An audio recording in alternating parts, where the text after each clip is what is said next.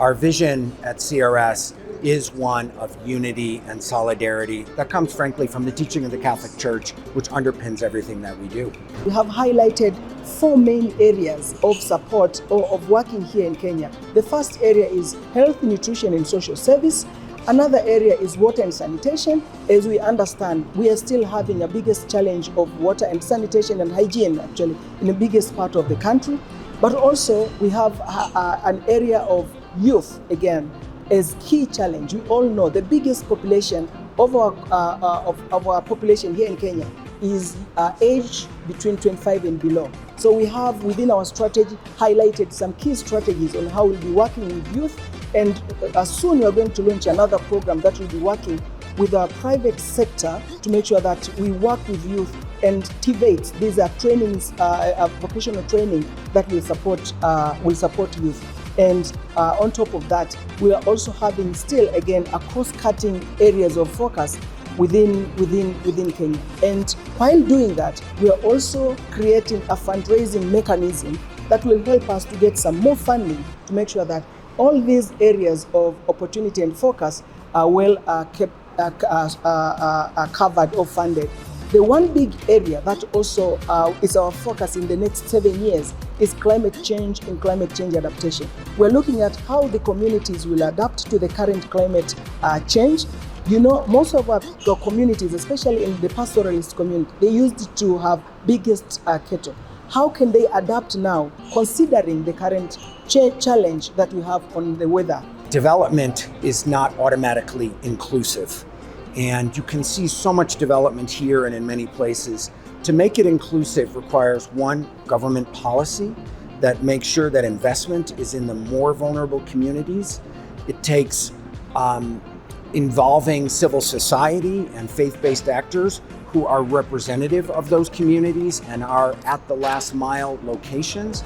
And it also takes partnership by groups like CRS that really can make a contribution and contribute resources and help to share those resources where others in the private sector might not be able to invest in a profitable way. So we can help fill those gaps and make development inclusive. And I think that's for the betterment of all of humanity. We work in very challenging contexts, especially in northern Kenya. And we know there are many things that there are many different shocks at that level. For the last 3 years, we have been having COVID. We had also a drought. We had a locust invasion. We have also been having drought for the last 2 years, and this has had a big impact at the community level.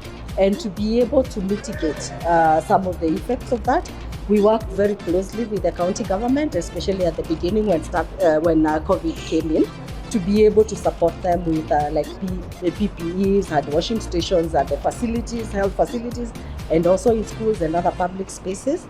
For the locust invasion, we also worked together with the communities, one in terms of even working with the communities for early warning on issues of with the locusts, as well as also helping the communities to recover.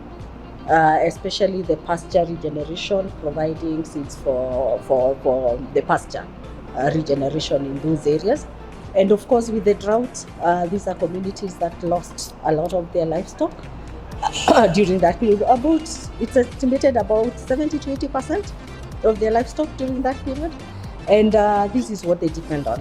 So we had to work with the communities, one, in identifying the most vulnerable, and especially for those who have children under 5 and had children who are malnourished, to support them with cash transfers.